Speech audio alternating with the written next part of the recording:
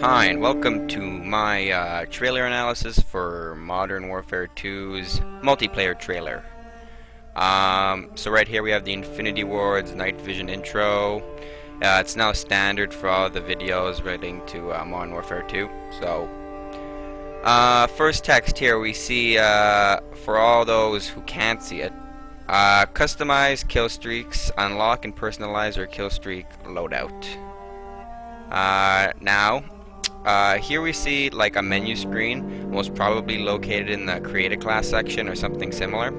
It shows 15 possible kill streak rewards. Currently, this user has one possible unlock. I don't know whether you unlock them by playing through multiplayer and then you use an unlock to be able to use it, or it unlocks it and it can be used right away. The reason I say this is because once he already has it available, the text still says one unlock remaining. The current one he chooses is to be the gunner of an AC-130, which can be used after an 11 kill streak. Once you've reached an 11 kill streak, it sounds like this. AC-130 standing by. Now right here we see that the player pops up a laptop screen, and it's after getting an 11 kill streak. Most likely hitting right on the D-pad to bring up the laptop screen. So like usual, when you had an airstrike or a helicopter, you'd hit right on the D-pad.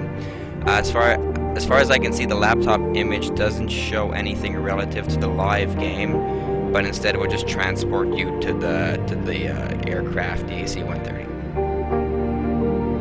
Here we see a lot. For starters, the user is running towards an enemy in an attempt to get a kill, but instead the AC-130 gets it. This shows what it would be like to be in the firing zone of the aircraft. Also, by the way, this gun shoots. By the way it shoots, it's most likely a shotgun. To back that up, you can see that in the lower right corner, there's only 8 shells, which is standard for a shotty. As I stated before, I noticed that there's a D-pad in the corner with an AC-130 logo on the right. So you can say by pressing right on the D-pad, it'll bring it up. This player also has 1 frag grenade and either 2 stun or 2 flash. I can't tell the difference. Now go to the lower left corner, and here we can see that the user is playing for a team known as the Rangers, and he's losing. Finally, you should notice the helicopter landing on the pad at the top left. Is it controllable? I have no idea. Here's a funny thing I found. It's the Infinity Ward's team's faces stuck onto the wall. These little posters. Here we see the player use an automatic gun to get a kill and obtain 50 XP. Usually it's only found in search and destroy games to make that much XP, but it's because I don't see any bombs or plant zones to defend or defuse, so.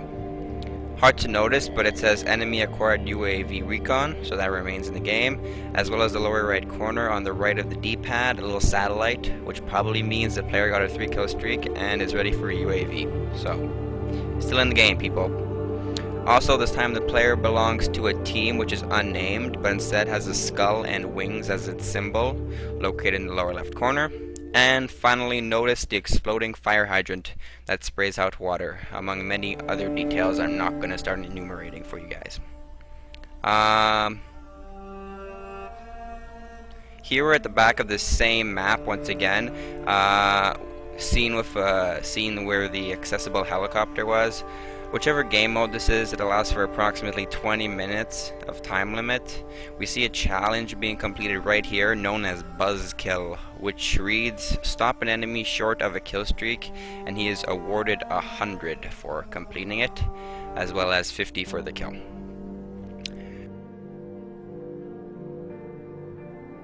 Right now we're in Rio de Janeiro. Notice the statue above. Here the user is holding a gun with a heartbeat sensor, which is the same model as the one seen at the E3 press conference, except this has its iron sights instead of a red dot. Once the player notices an aircraft, he takes out the AT-4 and locks onto the plane. After being fired, the aircraft lets out flares to avoid the heat-seeking missile. Meh. In this clip, we see the player in an AC-130, again, like the one in COD 4, the mission Death from Above. The game is being played on an Xbox 360 with the Y and X, and the player has an option to toggle thermal or change weapons, which explains the 3 different shell sizes located on the left: 25mm, 40mm, or 105mm shells. Located at the bottom is a time limit. To be in the AC-130, the player has about 20 seconds remaining, and my guess for how long the total time would probably be around 30 seconds.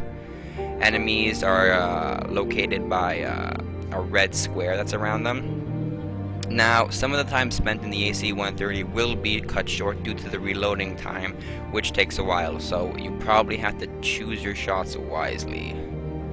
Notice the new physics on the soldiers being blasted away. The screen is paused because the player has an option right now to pick up an M240 with an attached heartbeat sensor, meaning the sensor is available on more than one gun. Right before he enters, you see bullets being shot through the walls. He is currently playing a free-for-all game, if you look at the bottom left, and is still getting 50 XP per kill. Some objects are destructible, but others, such as buildings and walls, remain intact. Dirt and dust get stuck to the screen. The player dies after being shot down by an AC-130 by 402. That guy.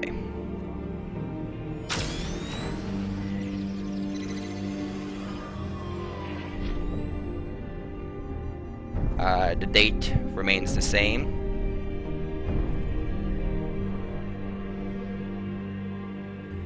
And for the final shot here, you see a lot. So 1, the player is on a Russian team, hence the star to the lower left corner. 2, he's facing 402 and his rank is 23. 3, little details in the printer like it works and makes sounds. And on the lower right, you see a black circle with a red dot. This indicates a sticky Semtex. When he throws it, the indicator shows he no longer has one, and once it sticks to the opponent, he completes the challenge Stuck, which reads: you stuck an enemy with a Semtex. He gets 200 XP for the challenge, and he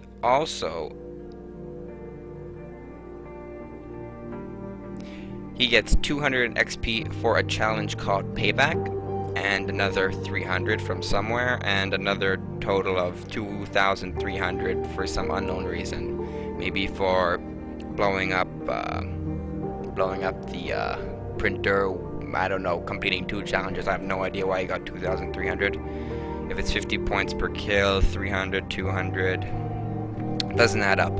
But as far as the game looks, it's pretty similar. Maybe some higher res textures and fonts and like numbers appear in a more straight lined way, more sleek, as opposed to before where it was kind of a Times New Roman kind of look. Anyways, thanks for watching. If anything else comes up, I'll be sure to put in the description.